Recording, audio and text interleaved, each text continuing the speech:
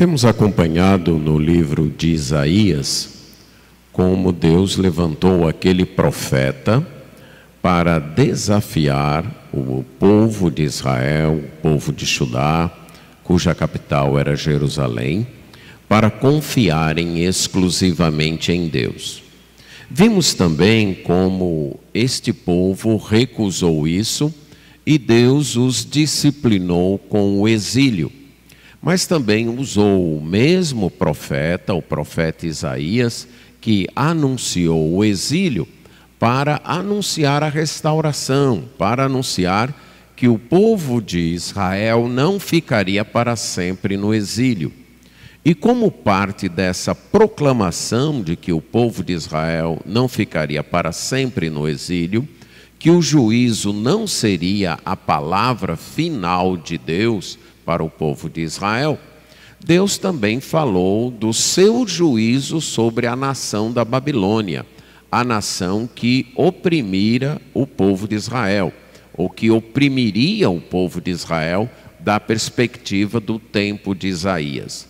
Deus puniria aquela nação com a destruição, mas o povo de Israel seria restaurado. Isso pode nos levar a uma pergunta: por que que Deus destruiria a nação da Babilônia, mas não destruiria o povo de Israel? Por que que Deus traria seu juízo sobre a nação da Babilônia de maneira que aquela nação fosse destruída, deixasse de existir, mas trouxesse também a sua disciplina sobre o povo de Israel, mas com restauração, sem a completa destruição? Num primeiro momento, pode ser que surja na nossa mente a seguinte resposta: é que o povo de Israel merecia, é que o povo de Israel tinha méritos, é que o povo da Babilônia era mais pecador do que o povo de Israel. Será essa a resposta? A resposta vai aparecer no capítulo 48 do livro de Isaías, especialmente na primeira metade, versos 1 a 11, que nós vamos estudar agora. Isaías 48, 1 a 11.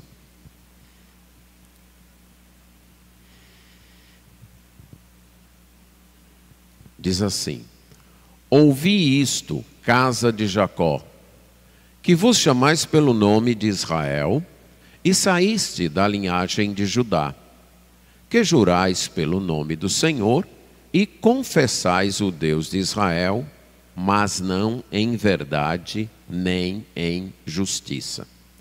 Da santa cidade tomam um nome, e se firmam sobre o Deus de Israel, cujo nome é Senhor dos Exércitos. As primeiras coisas, desde a antiguidade, as anunciei. Sim, pronunciou-as a minha boca, e eu as fiz ouvir. De repente agi, e elas se cumpriram. Porque eu sabia que eras obstinado, e a tua cerviz é um tendão de ferro, e tens a testa de bronze. Por isso, anunciei desde aquele tempo, e tu dei a conhecer antes que acontecesse, para que não dissesses: o meu ídolo fez estas coisas, ou a minha imagem de escultura e a fundição as ordenaram. Já o tens ouvido. Olha para tudo isso. Porventura não o admites? Desde agora te faço ouvir coisas novas e ocultas que não conhecias. Apareceram agora e não há muito, e antes deste dia delas não ouviste, para que não digas: eis que já o sabia. Tu nem as ouvistes, nem as conhecestes, nem tampouco antecipadamente se te abriram os ouvidos, porque eu sabia que procederias muito perfidamente, e eras chamado de transgressor desde o ventre materno. Por amor do meu nome, retardei a minha ira, e por causa da minha honra me conterei para contigo, para que te não venha a exterminar. Eis que te acrisolei mas disso não resultou prata. Proveite na fornalha da aflição. Por amor de mim é que faço isso. Porque como seria profanado o meu nome, a minha glória? Não a dou a outrem. Vamos orar. Senhor nosso Deus, temos diante de nós a Tua palavra. Suplicamos a Tua graça para que nós venhamos a compreendê-la, amá-la e obedecê-la. Isso nós pedimos em nome de Jesus. Amém. Deus salva o seu povo por sua soberana vontade. Deus realizará seu plano salvador para com o seu povo, única e exclusivamente por causa de sua graça. E eu vou apontar 3 razões para isso com base nesse texto, que fala sobre o povo de Israel. Estas profecias, como eu já disse, foram dirigidas primeiramente àquele povo. E a partir do capítulo 40, especialmente a uma geração que viria depois de Isaías e estaria no exílio. Na primeira parte do livro, capítulos 1 até 39, o desafio de Isaías foi: confiem em Deus. Naquele tempo de Isaías, a grande ameaça era o império assírio.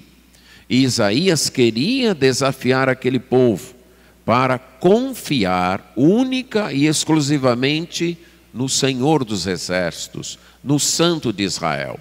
E não em suas ideias, e não em seus recursos, e não neles mesmos. Mas o povo falhou, não confiou. E como resultado disso, Isaías profetizou o exílio. No capítulo 39, ele disse: por causa disso, Deus vai levar vocês para o exílio. E a partir daí, ele começou a profetizar para aquela nação que estaria no exílio mais de 100 anos depois dele, uns 150 anos depois dele. E o desafio ainda era o mesmo: confiem única e exclusivamente no Senhor. Confiem única e exclusivamente no Senhor. Nessa segunda parte, Isaías diz: confiem no Senhor, porque Ele vai libertar vocês. Ele vai restaurar vocês. Ele está inclusive dirigindo o imperador persa, Ciro, para produzir isso. E ele vai derrotar a nação opressora. Ele vai derrotar a Babilônia. Então confiem no Senhor. O texto aqui é um poema. Notamos, por causa da literatura, em paralelismo que aparece, com uma forte ênfase na questão do ouvir. O ouvir para obedecer. Só nessa primeira parte que nós lemos, dos versos 1 a 11, o poema é todo o capítulo, de versos 1 a 22, mas nós estamos separando o capítulo com base exatamente no imperativo ouvir, que aparece no verso 1 e no verso 12, mas você percebeu, se viu com atenção, que na primeira estrofe, versos 1 a 11, pelo menos 7 vezes nós temos menção ao ouvir, ao escutar, que deveriam então prestar atenção no sentido de obedecer a Deus. E a primeira razão por que Deus há de salvar o seu povo, motivado única e exclusivamente por sua graça, é que esse povo é hipócrita. Deus vai realizar o seu plano salvador em prol do seu povo, mas claramente adverte contra a hipocrisia deste povo. Esse povo é então chamado para ouvir. Deus disse: escutem, venham ouvir. Escutem o que eu vou dizer.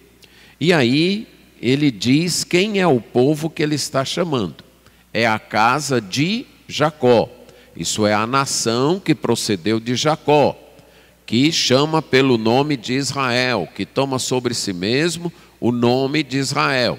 E Jacó e Israel eram os nomes de uma só pessoa, do patriarca, filho de Isaque, neto de Abraão, que foi o herdeiro das bênçãos, que a princípio se chamava Jacó, depois Deus mudou o nome dele para Israel, e ele deu nome à nação que veio daqueles patriarcas, a nação de Israel. Então, quando diz casa de Jacó e pelo nome de Israel, está se referindo a essa nação. Também é dito que eles saíram da linhagem de Judá. Isso é, eles eram descendentes de Judá. Judá foi um dos filhos de Jacó, um dos filhos de Israel. E que dele também saiu uma tribo, formou uma tribo. E essa foi a tribo escolhida, da qual Deus tirou o rei Davi e a dinastia davídica. Houve uma divisão no reino de Israel, e a tribo de Judá então liderou o reino do sul, o reino que permaneceu com a dinastia davídica, cuja capital era a cidade de Jerusalém. Então Deus está falando para este povo, o povo de Israel, o povo da linhagem de Judá, o povo então que era herdeiro das promessas, herdeiro da dinastia davídica, e esse povo que jurava pelo nome do Senhor e confessava o nome do Deus de Israel.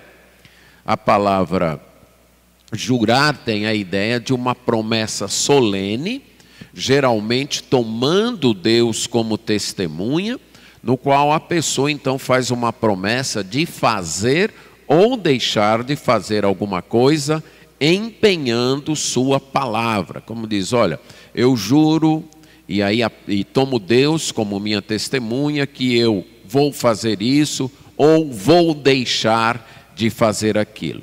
Mas quando ela aparece em paralelo com a palavra confessar, que é a ideia de invocar, de clamar, ela tem a conotação de adoração, conforme aparece em Deuteronômio 6:13 e 10:20, que é o que? Jurar e confessar é adorar a Deus, é afirmar que adoram a Deus, é afirmar que temem a Deus, é afirmar que honram a Deus. Então o povo de Israel está dizendo, nós somos da nação escolhida e nós adoramos a Deus, nós clamamos a Deus, nós invocamos a Deus.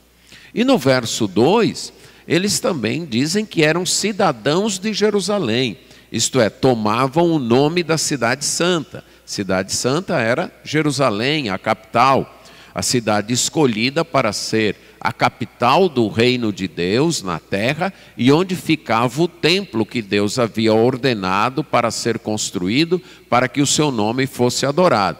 Então, mesmo estando no exílio, estas pessoas diziam, não, mas a nossa cidade é Jerusalém, nós somos cidadãos de Jerusalém, nós não somos daqui, somos de Jerusalém e nós confiamos em Deus, nós nos firmamos em Deus, nós dependemos de Deus para nos sustentar. Só que, em meio às duas afirmações, nós temos uma frase do Senhor, mas não em verdade e justiça. Eles confessavam e se identificavam como sendo de Deus, como sendo parte do povo de Deus. Eles declaravam que serviam, que adoravam a Deus. Eles afirmavam que eram cidadãos do reino de Deus, que pertenciam ao povo de Deus. Mas isso não era em fidelidade e justiça. Isso não era sincero. Não era uma confissão que era vista em obediência. Não era algo que se traduzia numa vida obediente a Deus. Por isso não era verdadeira. não era honesta, não era sincera. Apesar disso, Deus está convocando esse povo para lhe ouvir. Deus diz: olhe vocês, que afirmam ser do meu povo, que afirmam me adorar, que afirmam pertencer ao meu reino, que afirmam confiar em mim, mas que não me obedecem, mas que estão negando com a vida aquilo que vocês afirmam com as palavras. Eu quero que vocês me escutem. Eu quero falar mais uma vez com vocês.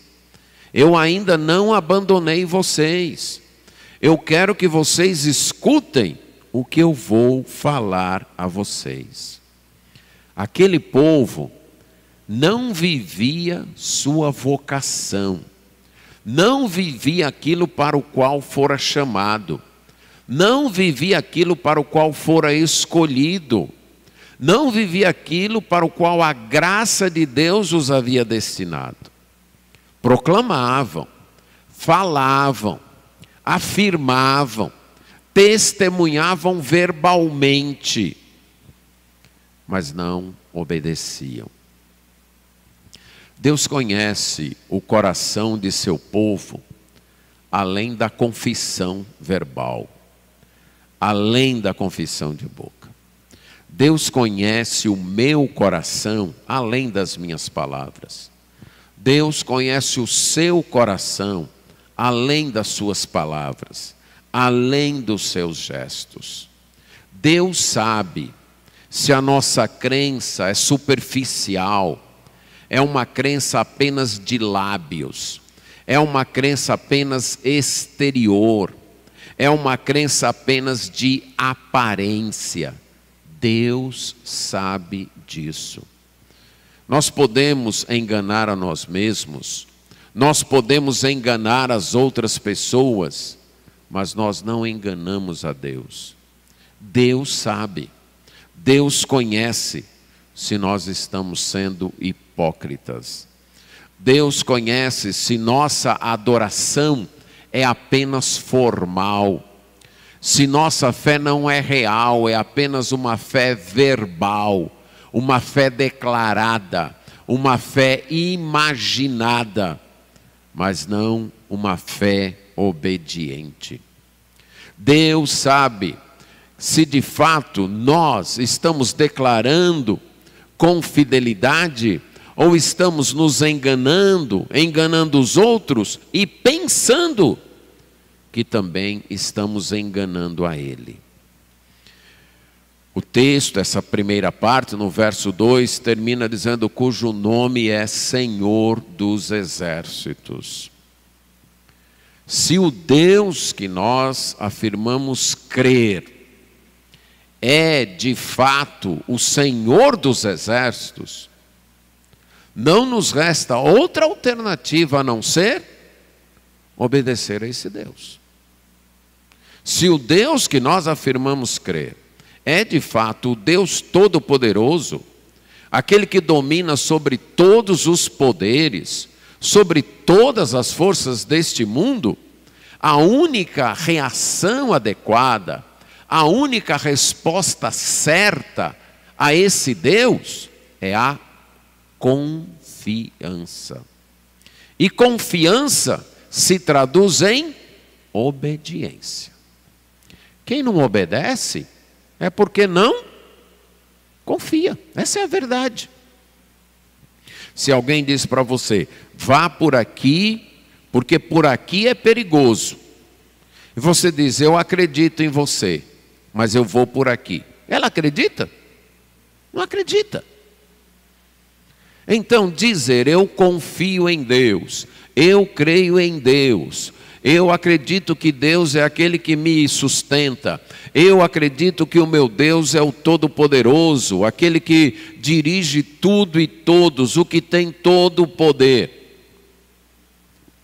E na sua vida, na sua casa, no tratamento com o seu cônjuge, com os seus pais, com os seus filhos, no seu trabalho, com os seus amigos. Você não obedece o que esse Deus manda, sua confissão não é em verdade nem em justiça. É uma confissão hipócrita. É uma confissão mentirosa. É uma confissão desonesta. Não basta cantar.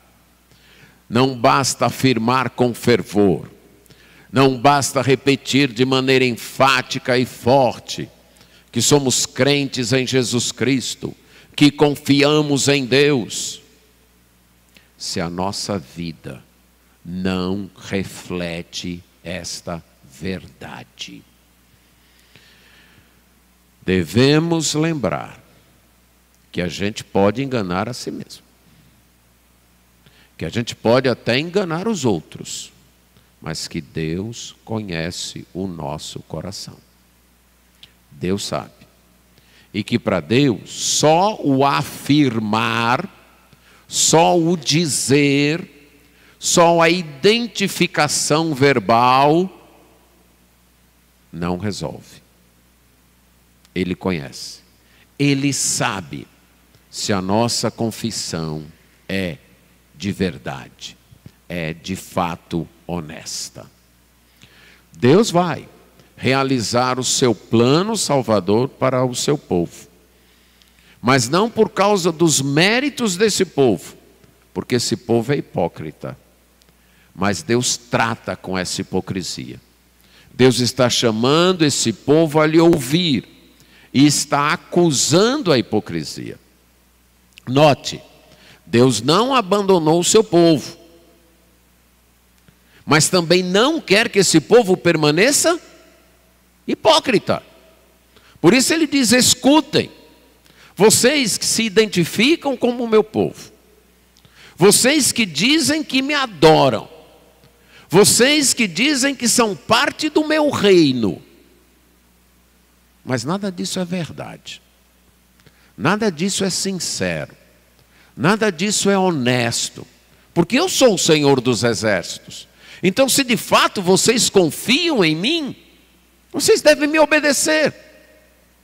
Vocês devem se curvar às minhas ordens.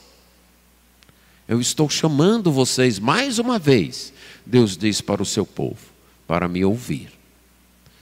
Não devemos desprezar este chamado de Deus. Mais uma vez, para ouvirmos o que Ele tem a dizer, nos curvarmos a Ele e obedecermos. Não vamos brincar com Deus, achando que podemos enganá-lo. Prometer, afirmar, dizer que vamos obedecer, afirmar que vamos nos submeter às suas ordens, quando de fato não estamos dispostos a isso. Não queremos isso. Queremos seguir nossas ideias, queremos seguir nossos caminhos, queremos as palavras de conforto, as suas promessas de conforto, mas não queremos lhe obedecer. Deus então falou para a Babilônia, no capítulo 47, que iria destruir aquele povo que era desobediente. Mas agora Ele também está tratando com o pecado do seu próprio povo, mostrando que Ele é um Deus justo. Ele trata com os pagãos, mas Ele também trata com o pecado do seu povo. A segunda razão é que Deus vai realizar o seu plano salvador em prol do seu povo, apesar da teimosia desobediente desse povo, da teimosa desobediência desse povo. E esse povo então não merece essa salvação, por isso que ela depende única e exclusivamente da graça de Deus. Deus então, depois de chamar o povo para ouvir, diz o conteúdo, o que é que Ele tem a dizer para esse povo. Ele diz: olha, as primeiras coisas eu anunciei desde a antiguidade. A minha boca, sim, falou. eu as fiz ouvir, e no tempo que eu quis, eu agi e elas se cumpriram.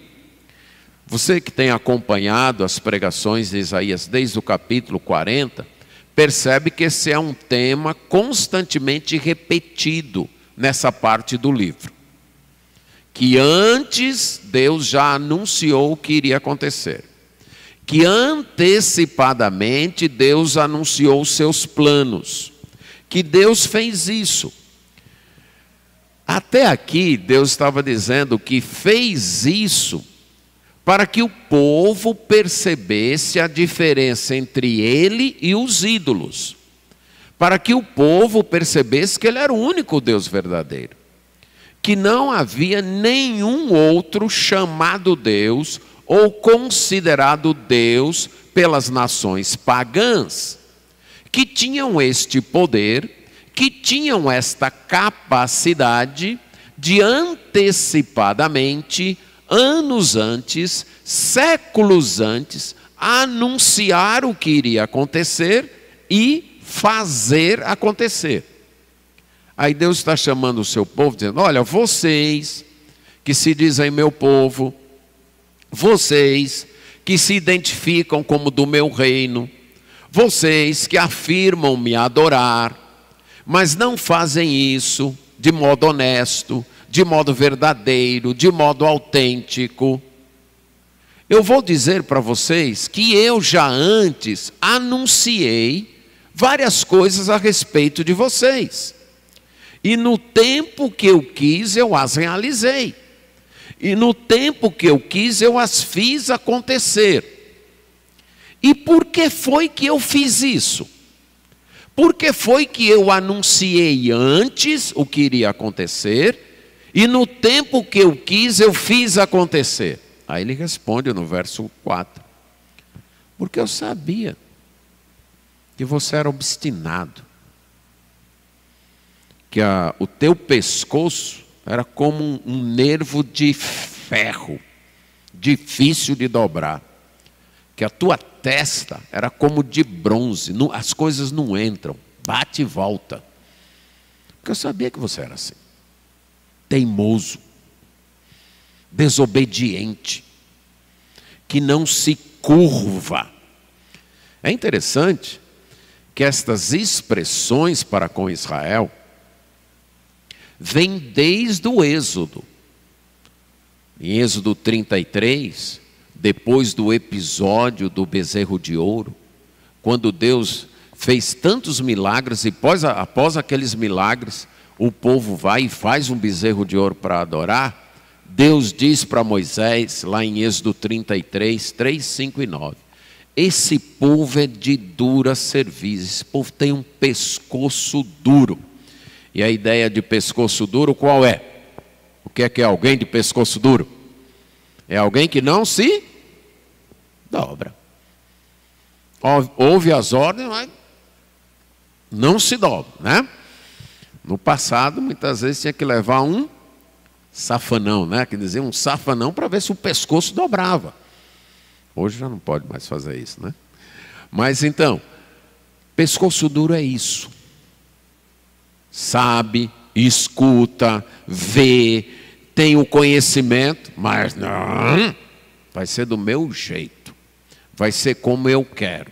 Eu vou continuar fazendo a minha vontade. E Deus disse para Moisés, esse povo tem a dura cerviz, é de dura cerviz. Ele vai repetir isso 40 anos depois no livro de Deuteronômio. Vai dizer isso no livro de Juízes. O profeta Ezequiel, já na época do exílio, afirmou a mesma coisa. E Isaías já tinha dito isso na sua chamada, no capítulo 6, versos 9 e 10. Nessa parte mesmo, ele já tinha dito como esse povo, então, era duro de ouvir. Um povo teimoso, que resistia a obedecer. Confiar inclui se curvar. Inclui obedecer. Se você diz que confia em Deus, Mas Deus está dizendo, é para fazer assim. Não, mas não vou fazer assim não. Eu vou fazer diferente. Você não confia. Você não crê. Essa é a verdade. Nós criamos uma cunha, uma divisão entre crer e obedecer. Mas a Bíblia não tem isso não. Crer é obedecer. Quem crê, obedece. Não, eu creio em Deus, eu só estou um pouco afastado. Então não crê, meu amigo. Como é que você crê em Deus e está afastado dele? Como é que você crê em Deus e fica longe dele? Qual é esse Deus? Não é o Senhor dos Exércitos. Não é o Deus da palavra aqui de Isaías. Não é. Porque quem crê nesse Deus, sabendo que Ele é o Senhor dos Exércitos, não se rebela contra Ele. Só se estiver doido. Não, eu creio que Ele é o Senhor dos Exércitos, mas eu vou bater de frente com Ele. Conversa. Se você afirma crer em Deus e não se submete, você não crê nesse Deus. Você pode crer num outro Deus. Num Deus que você criou. Num Deus que você imagina. Num Deus feito que você pode manipular. Você pode discordar dele, dizer que ele está errado nisso, por isso você não vai obedecer. Mas esse não é o Deus Senhor dos Exércitos. Esse não é o Deus Santo de Israel. O Deus que está aqui na profecia de Isaías. Não é. Então Deus diz, agora, para evitar que vocês pudessem ser idólatras, sabendo de quanto vocês são teimosos, eu anunciei antes. Por quê? Para que depois que acontecesse o que eu anunciei, vocês pudessem dizer o quê? Isso aí foi o meu ídolo que fez. Não foi Deus não. Isso aí já foi o meu ídolo. Isso aí foi coincidência. Não foi Deus não, foi coincidência. Isso aí foi a natureza que fez. Não foi Deus não. Isso aí não tem nada a ver com Deus. Conhecendo a perversidade do coração daquele povo, Deus diz, pois eu vou dizer antes.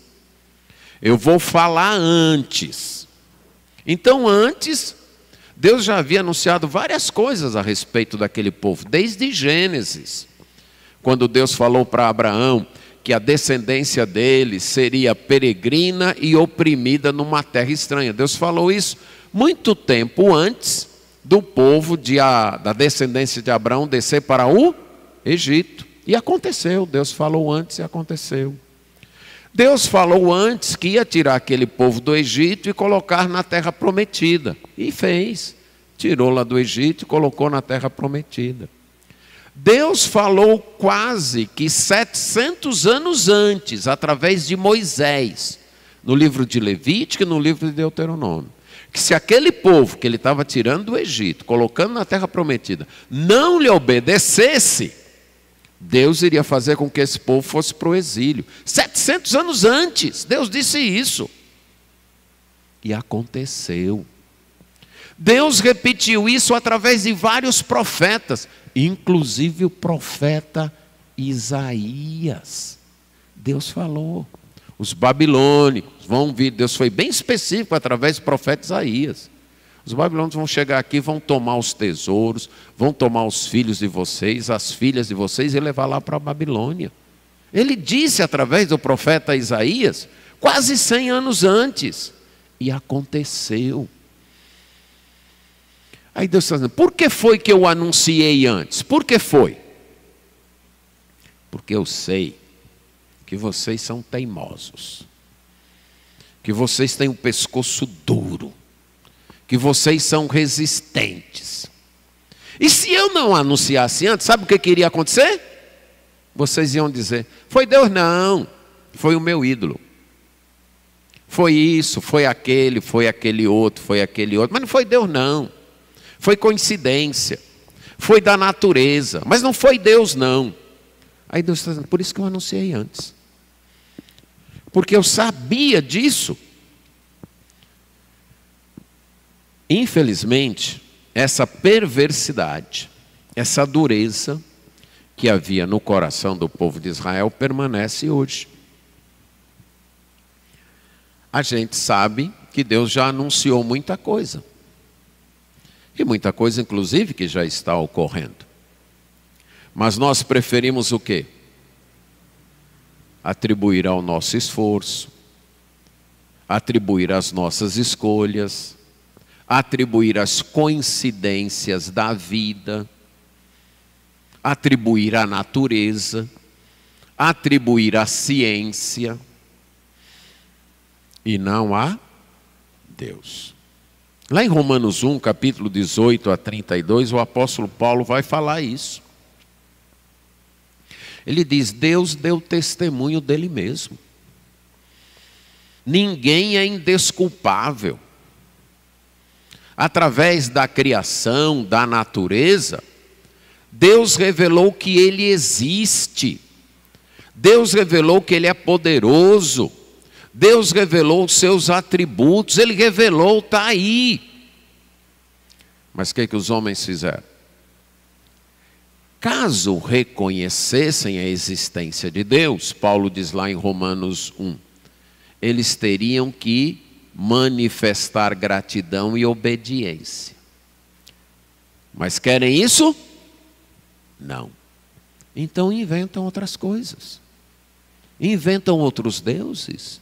Inventam outras ideias. Inventam outras explicações. Mas Deus deu evidências. Então ele está dizendo para o seu povo: mesmo sabendo que vocês são obstinados, de pescoço duro, de testa de bronze, eu anunciei antes. Aí no verso 6, nas duas primeiras frases, ele diz: ouçam, vocês já têm ouvidos, olhem, por que não admitem? Por que não concordam? Temos aqui um Deus perseverante.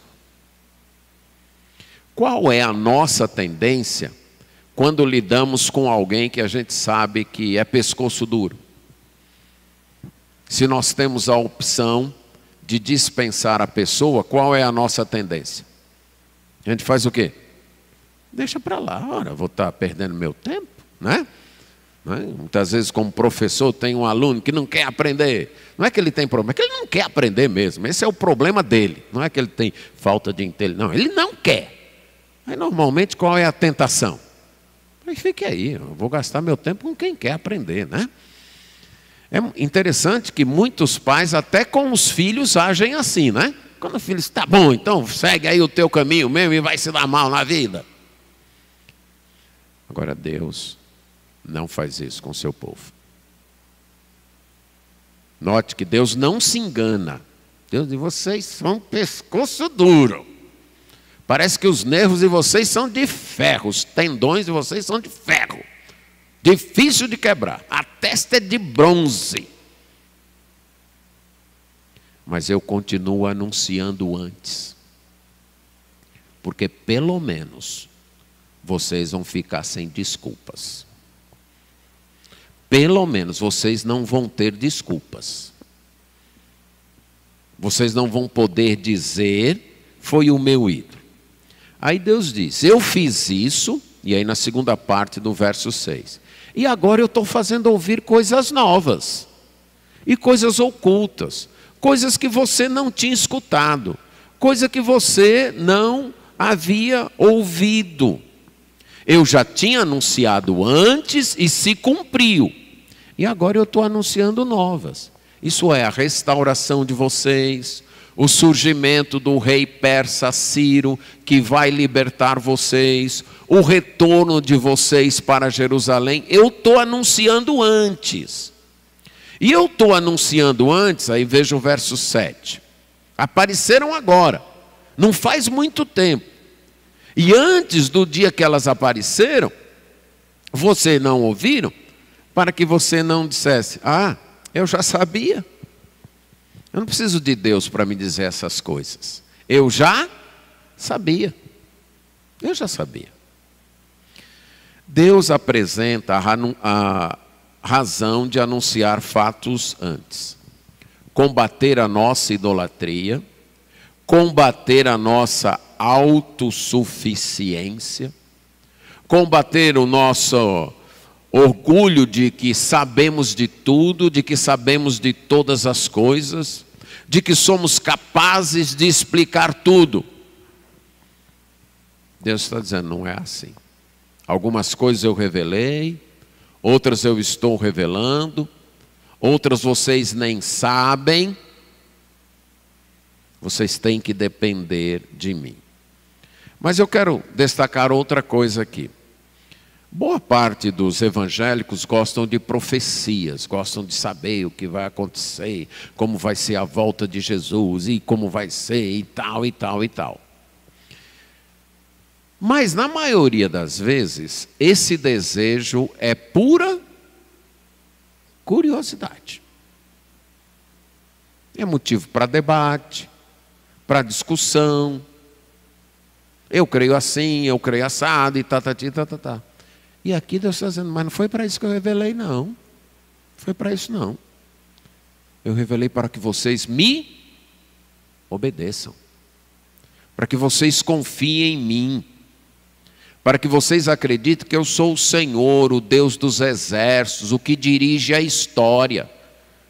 Então eu não revelei o futuro naquilo que eu quis revelar, para que vocês satisfizessem a curiosidade de vocês, para que vocês entrassem em debate, para que vocês ficassem discutindo, ou até se vangloriando, porque conhecem o que vai acontecer no futuro. Não.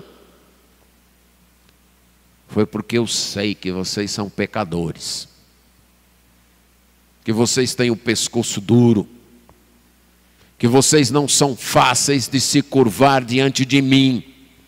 Então eu anunciei antes como um ato de misericórdia para tentar mexer na cabeça de vocês, para tentar levar vocês a verem que eu sou o Deus verdadeiro mesmo, que quando eu digo que vai acontecer, acontece, que eu faço as coisas acontecerem.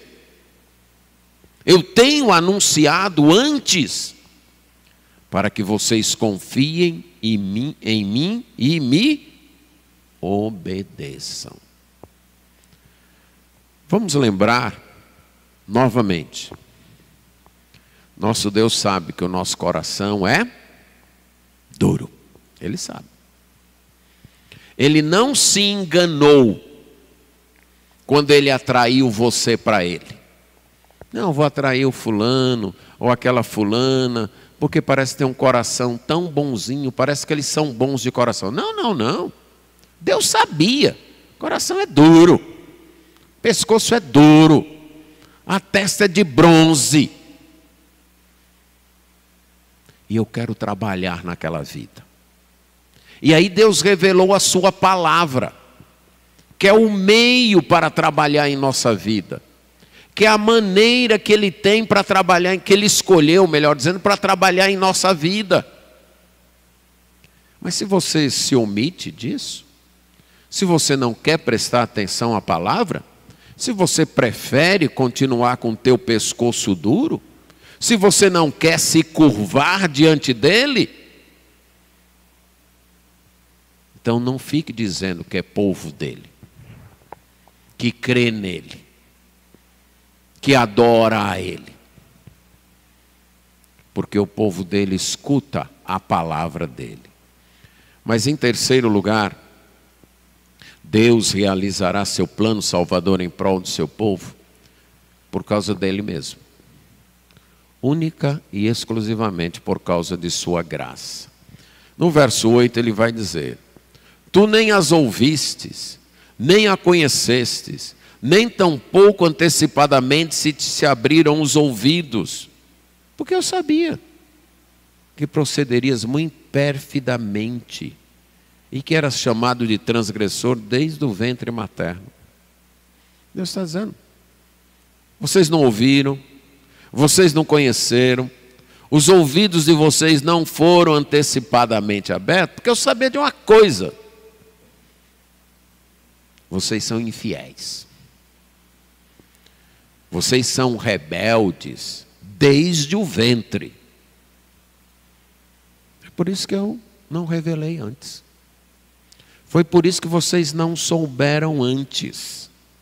Eu dei informação suficiente para ficar claro que era eu atuando, que eu estou no controle da história. Vamos ilustrar aqui, Deus está dizendo. No tempo de Isaías, eu anunciei o exílio babilônico. Eu anunciei a restauração, eu anunciei antes. Agora, eu ainda não anunciei mais coisas, porque eu sei que vocês são o quê? Rebeldes. Vocês são rebeldes. Vocês são infiéis. Vocês não querem me obedecer. Talvez vocês se deleitem em discutir a minha palavra. Talvez vocês se deleitem em saber que conhecem, mas não querem me obedecer. E talvez, sabendo antes, vocês iriam até atribuir a isso ou aquilo. Mas vocês não conheceram. Vocês não abriram os ouvidos, porque são rebeldes. A questão, Deus falando para o povo de Israel, não é que vocês não entendem, que vocês não têm suficiente inteligência para entender. Não é que a razão de vocês não alcançam. Não é isso, não. É o pecado. É o desejo de ser desobediente. É o desejo de fazer a própria vontade. É o desejo de ficar contra mim. Desde o ventre vocês são rebeldes. Algumas vezes, se você ainda tem filhos pequenos, você pode fazer um teste. Tem duas opções, ou por aqui ou por aqui. E deixa seu filho e diz: filho, nós vamos por aqui. E talvez ele vai escolher o quê? Se você deixar a mão dele, ele vai escolher o quê? Você falou que é por aqui, ele vai por onde? Por aqui. Filho, não sente nessa cadeira não, viu? Tem esses bancos aí. Normalmente, qual é o lugar que ele escolhe para sentar? É justamente aquele que você disse que não era.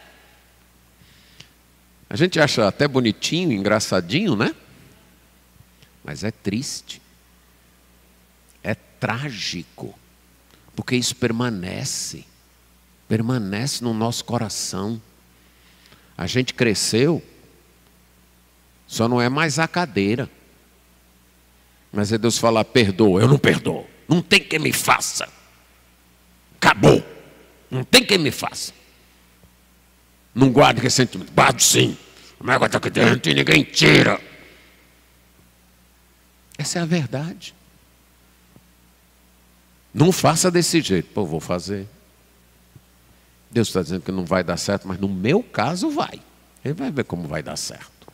É assim. Obedeço. Não obedeço? Não obedeço não. Conversa é essa. Eu mando da minha vida. Eu faço o que eu quero da minha vida. O coração é transgressor. E Deus sabe. Deus descobriu na hora. Foi assim? Na hora que você fez, Deus falou: puxa, rapaz, eu me enganei. Rapaz, se eu soubesse que aqueles crentes no Novo Juazeiro seriam daquele jeito, eu nem teria deixado uma igreja gastar tanto tempo, né? Tanto esforço para botar uma igreja ali, e aqueles são tudo desobedientes, a começar do pastor, nem teria gastado meu tempo. Deus, é assim com Deus? Não. A gente se engana, né? Muitas vezes você pega alguém para instruir, para treinar, para discipular, depois, rapaz, perdi meu tempo. Se eu soubesse, mas Deus não, Deus sabia. Deus sabia. E por que então que ele insiste? Verso 9. Por amor do meu nome, é que eu não ajo em ira e acabo logo com esse negócio. Ele está dizendo para Israel: por amor do meu nome, que eu estou segurando a minha ira, que eu estou retendo retendo a minha ira. A ideia é que eu estou alongando, eu estou sendo longânimo. É por causa da minha honra que eu estou me segurando, Deus está dizendo. Porque senão eu já teria acabado contigo. Porque senão eu faria contigo o que eu prometi fazer com a Babilônia. E aqui nós vemos a maravilhosa graça. Então Deus se enganou quando escolheu Israel? Não, acho que Israel vai ser diferente dos babilônios, dos egípcios. Deus se enganou? Era igual? Era? Era. Era igual. Mas Deus fez um pacto, Deus fez uma aliança. E Deus está dizendo, e é por causa dessa aliança, da minha honra com essa aliança, porque se eu acabar com vocês, o que o mundo vai dizer? Olha aí, ó, ele nem honrou a aliança dele. Ele prometeu e não cumpriu. Ele não é gracioso não, ele é muito justo e irado, mas gracioso não. Aí Deus está dizendo, é por amor do meu nome, da minha honra. Não é por causa de vocês. Entende a ênfase de Deus aqui? Israel não é por causa de vocês, não. Vocês são hipócritas, ele disse lá no início. Dizem que eu sou o Deus de vocês, mas vocês não me honram como Deus de vocês. Vocês são teimosos, pescoço duro. É o que vocês são. Vocês são infiéis, são rebeldes desde o ventre. Mas sabe por que é que eu continuo com vocês? Porque eu tenho um nome a zelar. Deus está dizendo, é por minha causa que eu quero mostrar para o mundo que eu sou misericordioso, que eu honro a minha palavra. É por minha causa. E talvez então alguém dissesse, e por que a gente veio para o exílio então? Se a tua misericórdia é assim, por que a gente veio para o exílio? Verso 10. Qual era o propósito? Te acrisolar, isso é, te aperfeiçoar, te purificar, como é feito com a prata, com os metais, te provar na fornalha da aflição. Esta expressão, fornalha da aflição, é muito usado fora de Isaías para o tempo que o povo passou no Egito. Mas Isaías como que faz uma associação dizendo, o exílio na Babilônia também foi isso. Eu quero purificar vocês. Eu sei que vocês são hipócritas, mas eu não quero que vocês continuem assim. Eu sei que vocês são pescoço duro, mas eu não quero que vocês continuem assim. Eu sei que vocês são infiéis, rebeldes, mas eu não quero que vocês continuem assim.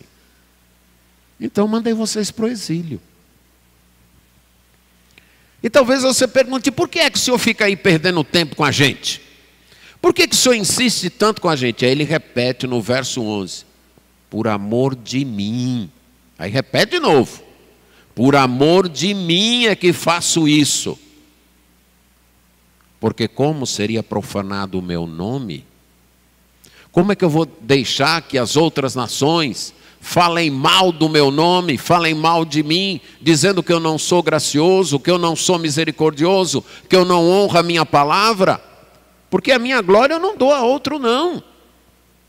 É por isso que eu insisto com vocês, Deus está dizendo.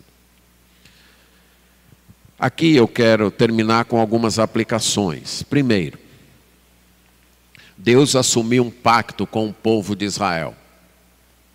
Esse povo merece essa aliança que Deus fez com eles? Não. Mas isso fez Deus abandonar a sua aliança? Também não. Deus está trabalhando com esse povo. Mas ele fez uma aliança. E ele vai cumprir a aliança de restaurar esse povo. Por quê? Porque esse povo merece? Não, é porque eles têm sofrido muito no decorrer da história. Então acho que por pena Deus vai fazer isso. É isso? Não. O sofrimento que tem é justo. É Deus provando-os, tentando purificá-los. Então por que é que Deus vai restaurar esse povo?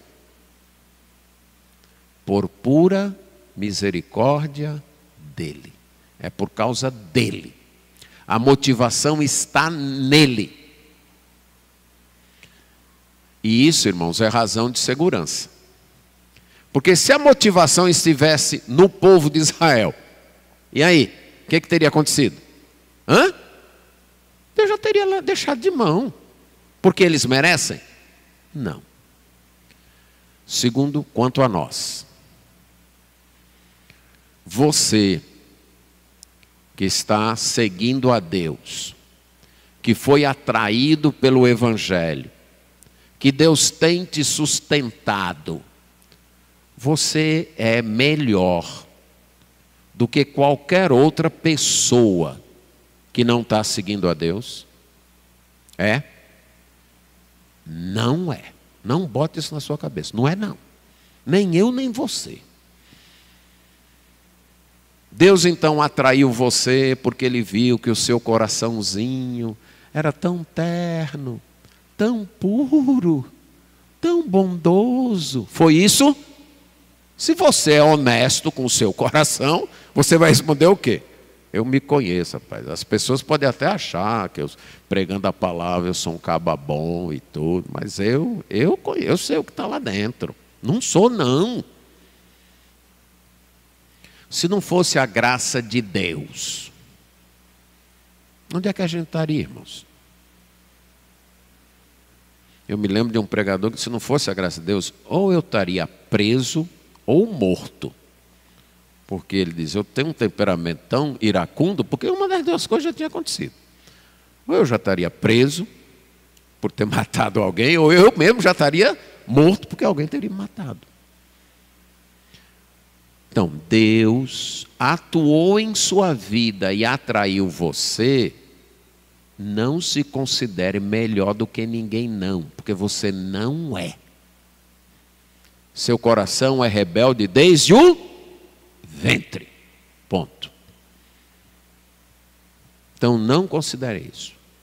Então, se você está seguindo a Deus, andando com Deus, qual foi a motivação de Deus? A misericórdia dele. Lembre disso.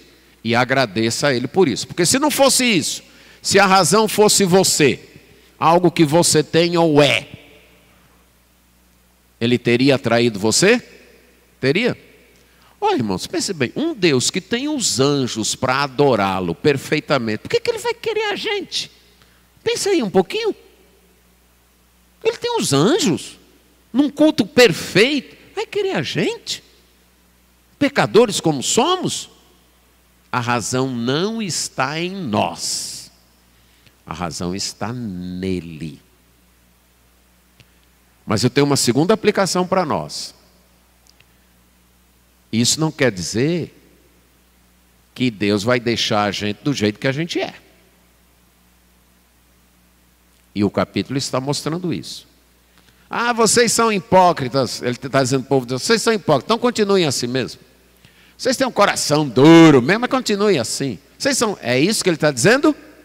Não. Está dizendo, eu revelei os meus planos, eu revelei a minha palavra para corrigir isso, para mudar isso. Então não fique confiado, não, Deus já sabia como eu era, Deus já sabia que eu era muito ressentido, ressentida, muito iracundo. Ele já sabia e ele mesmo assim me atraiu. Ele quer mudar isso. E ele vai mudar. E aí me leva a terceira aplicação para nós. Algumas vezes, os exílios da vida, os sofrimentos da vida, as Babilônias nas quais Deus nos manda, é para quê? Para purificar, para corrigir, para quebrar o pescoço. Nem todo sofrimento é para isso. Mas eu diria que a maioria dos sofrimentos da gente é para isso. É exatamente para fazer a gente curvar o... Senhor, quem manda é o Senhor. Eu não sei de nada. Toda vez que eu me meto a guiar minha própria vida, eu meto os pés pelas mãos. Eu me atrapalho todo e vou parar na Babilônia. E lá sou oprimido, lá sou escravizado, lá fico no exílio. Mas eu te agradeço porque o Senhor não desistiu de mim. Então, para o povo de Israel, quanto ao presente, eles teriam que admitir, se estavam naquela situação, foi o seu pecado que causara. Deus os deixara naquela situação para purificá-los. E quando Deus os salvasse, e quando Deus os restaurasse, não era por mérito deles, era por pura graça de Deus. Então lembremos, Deus tem um plano para com Israel e vai cumprir apesar de Israel. Mas quanto a nós, se você está com Deus, não é porque você merece, é por pura graça de Deus. Mas não deixe os seus pecados continuarem no teu coração, porque Deus não vai deixar isso acontecer. Se você é dele, Ele não vai deixar isso acontecer. Ele vai enviar suas disciplinas, seus juízos disciplinadores, porque Ele quer te purificar. E você deve fazer o quê? Reclamar? Deve fazer o quê? Agradecer. Ainda bem que o Senhor não desistiu de mim. Eu estou sofrendo, mas é por causa do meu pecado e é porque Deus quer me corrigir. E Ele faz isso por amor à sua própria glória. E essa é a nossa segurança. É por amor a Ele mesmo.